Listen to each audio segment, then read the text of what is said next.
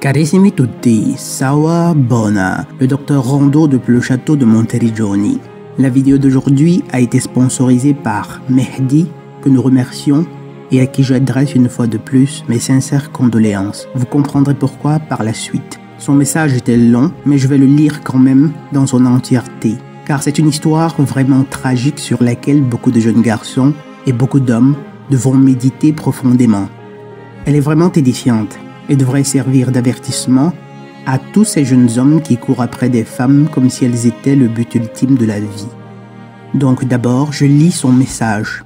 Bonjour cher Rondo Redotto, je viens vers toi pour sponsoriser une vidéo dont le thème général sera « Comment aider un proche à se sortir des griffes d'une épouse, compagne, petite amie, en somme, d'une femme perfide et manipulatrice ».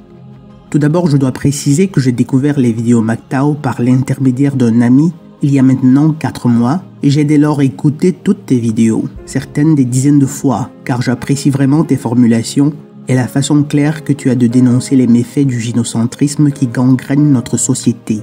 Cette découverte s'est faite à un moment de ma vie où je me suis rendu compte de façon encore plus nette de la perfidie féminine.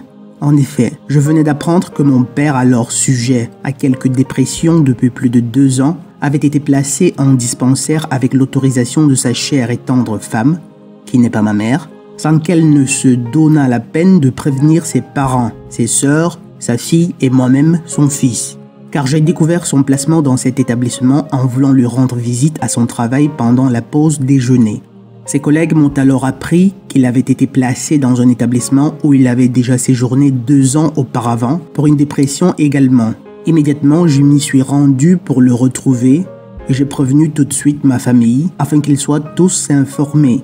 Je l'ai alors trouvé marchant dans les allées du dispensaire. J'ai couru jusqu'à lui et il a dit être content de me voir et m'a dit ne pas se réjouir de sa présence dans ces lieux. Durant la discussion, j'ai cherché à le faire parler des raisons de son mal-être qu'il ne cessait d'attribuer à son travail, mais que je n'ai jamais pu croire tant je connaissais l'attitude perverse de sa femme qui avait dressé leurs 2 filles comme ses 2 petites assistantes contre mon père. Le fait qu'elle n'ait rien dit concernant la rechute de mon père et qu'elle ait cherché à s'en débarrasser le plus vite possible en catimini dans cet asile moyenâgeux m'a instantanément fait penser qu'ayant désormais tout ce dont elle avait besoin, une maison avec un prêt remboursé, une voiture neuve, 2 filles désormais adolescentes, elle n'avait plus à s'embarrasser d'un homme avec qui elle n'avait plus de relations sexuelles, d'après la confidence que mon père avait faite à ma sœur quelque temps avant. Mon père a alors été visité régulièrement par nous, quoique pas beaucoup par mois, je l'admets, car j'avais des nouvelles de lui grâce à ma sœur et ma mère avec qui il n'avait pas de mauvaises relations. Les docteurs de l'établissement lui ont accordé des permissions pour retourner dans son foyer le week-end. Ce fut le cas un premier week-end, puis le dimanche du 2e, j'apprenais en fin de l'après-midi son suicide par pendaison.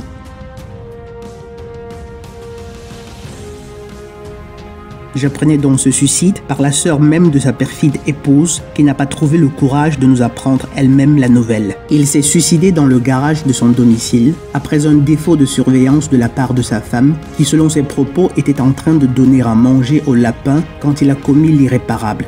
Sûrement qu'à ses yeux, cela était plus important que de soutenir son homme. Je dois aussi te préciser que quelque temps avant son placement, mon père avait eu un arrêt d'1 mois à cause d'une blessure à la cheville lors d'un accident de trajet pour se rendre au travail et que pendant ce mois, à cheval sur les mois d'avril et mai de cette année, il devait supporter la présence de sa femme tous les jours et celle-ci lui avait mis en tête que leur pavillon de 5 pièces était trop petit, que leur pavillon de 5 pièces était trop petit, que leur pavillon de 5 pièces était trop petit. Sous-entendu qu'il y avait quelqu'un de trop, évidemment, lui. Je suis certain que durant cette période, elle l'a dénigré, fragilisé et isolé de ses proches. pour te parler un peu plus de moi, je suis un homme de 31 ans qui a toujours vécu en banlieue parisienne et qui a vécu le divorce de mes parents à l'âge de 8 ans. Ma mère a quitté mon père suite à un voyage en Martinique. Elle a brisé notre cellule familiale en ayant rencontré un pauvre Rasta qui l'a sûrement zouké et amusé sur les plages de sable blanc. Aujourd'hui, en reparlant avec elle, je lui dis qu'elle s'est fait avoir et illusionnée. Elle m'a en effet confié il y a 1 an peut-être, regretté encore d'avoir quitté mon père, plus de 20 ans après les faits, ce qui a eu pour effet de me laisser quelque peu sans voix. Aussi, de ce fait, j'ai toujours été très alerte sur l'inconséquence des femmes et n'ai jamais cherché de relation à long terme avec aucune d'entre elles. Voyant d'ailleurs tout le tintouin qui se tramait concernant la propagande égalitariste et l'attitude des femmes, je ne me suis jamais mise en couple mais profite de relations éphémères avec certaines. En regardant mon passé, et ayant maintenant connaissance du mouvement MGTOW, je me dis un peu que j'ai toujours eu un comportement plus ou moins MGTOW et me réjouis de ne pas m'être enfermé avec une quelconque femme qui soit. Je pense que ces faits m'ont armé. Malheureusement pour mon père qui a grandi dans une famille gynocentrée où ses 2 sœurs étaient choyées davantage, mes grands-parents, malgré l'amour que j'ai pour eux, ont d'ailleurs toujours laissé transparaître leur préférence pour ma sœur, mais peu importait. Mon père donc a commis la grave erreur de remettre le couvert rapidement après la séparation d'avec ma mère. Il s'est remis en couple à peu près 1 an après ou à peine plus avec une femme de 13 ans plus jeune que lui. Il aurait dû apprendre à aimer la solitude pour se reforger. Mais peut-être qu'elle était pour lui pesante et qu'il voulait se venger en se remettant rapidement en couple avec une autre. Je souhaite vraiment exhorter par ton biais le plus d'hommes possible dont un proche vit des tourments avec une femme de ne point le laisser seul face à ça. Et si tu as de bons conseils à donner à tous à ce propos, cela ne pourrait qu'en être meilleur. Dans la vidéo, tu pourras citer mon prénom qui est Mehdi. Bien à toi. Fin du courriel.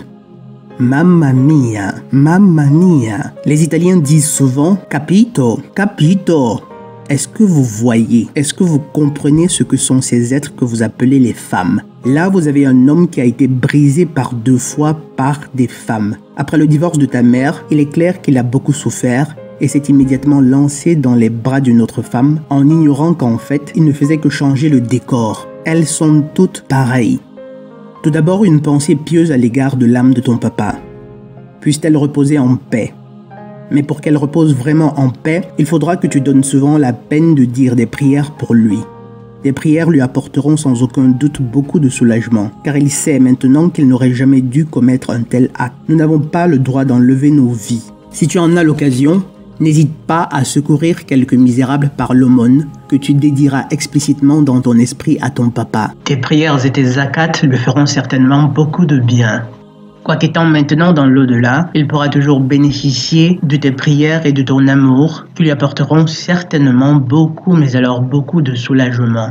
Il est certes vrai que tu aurais dû être davantage présent, mais en même temps, il faut aussi reconnaître que la chose ne pouvait pas être si simple que ça pour toi. Car ayant vécu l'expérience du divorce de tes parents à 8 ans, il est clair que tu portes encore en toi des séquelles de ces traumas, sans compter le fait que ton père s'est remarié.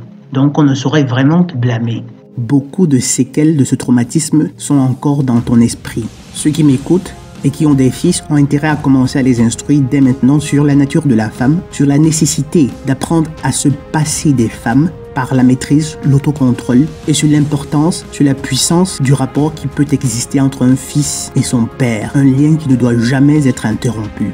Maintenant, revenons sur ces 2 femmes qui ont détruit la vie de cet homme, en commençant par la deuxième. Mes chers amis, lorsque la communauté MGTOW vous dit que les femmes ne vous aiment pas, ce n'est pas parce que les MGTOW sont des losers, souvent pas très beaux, ou des misogynes radicaux comme beaucoup de détracteurs essayent de vous faire croire. Loin de là. Si nous vous disons ces choses, c'est parce que nous avons vraiment compris la nature profonde des femmes. C'est parce que nous avons aussi le devoir de mettre à l'abri autant d'hommes et de jeunes garçons que possible. Là, vous avez une femme qui s'est mise avec cet homme-ci. Vous imaginez bien que ça a été un projet de longue haleine, comme c'est le cas chaque fois qu'une femme vous dit qu'elle vous aime, ou vous convainc à l'épouser. Elle a déjà évalué ce que vous valez et commence à jeter les bases de son plan machiavélique visant à vous déposséder. Je dis bien déposséder et non pas comment partager avec vous ce que vous avez construit comme c'était le cas dans le passé. Le schéma est presque classique et les hommes tombent presque toujours dans le piège parce que les hommes sont des êtres d'honneur. Leurs paroles comptent. Ils sont des humains dont la parole a de l'importance. Et lorsqu'une femme dit à un homme qu'elle l'aime, il n'imagine pas un seul instant qu'elle puisse être en train de prononcer machinalement une phrase qui pour elle ne signifie littéralement rien, ou tout au plus très peu. Par contre, l'effet que ça produit chez l'homme est comparable à une formule magique. Comme le dit si bien Esther Vilar dans son livre, l'homme dans ces cas-là mesure les propos de la femme à son échelle de valeur masculine, ignorant que sur l'échelle féminine, ces mots ne sont que des clés de coffre-fort. Une fois officiellement mariée à ton papa, il est clair que le compte à rebours avait commencé. Elle avait une maison remboursée, ou sur le point de l'être, une maison qui pouvait devenir sa propriété. Toutefois, il fallait une autre mesure de sécurité pour garantir ses biens futurs, à savoir des enfants. 2 avantages. Même s'il devait lui résister au point de la déshériter, il ne pourrait en faire autant pour les enfants. Elle étant la mère de ces derniers, elle est gagnante. En outre, au cas où la victime se rendrait compte de sa malice et déciderait de divorcer, grâce aux enfants, une fois de plus, elle est encore gagnante. Parfois, lorsque vous voyez une femme détester un mari pourtant vertueux, vous vous demandez ce qu'il a bien pu faire, alors qu'il fut un temps où elle a certainement dû l'aimer, car vous pensez que la présence des enfants est un indicateur d'un amour qu'elle aurait autrefois éprouvé. Tout faux. Tout faux, les gars. Ce n'est bien souvent qu'une simple mesure de précaution pour les femmes, ou tout au plus l'impératif biologique. Rien à voir avec l'amour. Le plan de ces femmes est très simple, bien ordonnée et littéralement diabolique. Phase 1, elle vous convainc à passer un anneau d'asservissement. Phase 2, elle fait des enfants, peu importe s'ils ne sont pas de vous. En attendant, elle vous en attribue la paternité. Phase 3, elle crée les conditions qui vont conduire au divorce. Violence passive, privation de sexe entre autres, mépris, dénigrement, dévalorisation. Et phase 4, le divorce et votre ruine. Ou, comme dans le cas de ton papa, la mort. Le moment où elle a fait interner ton père était la phase 3.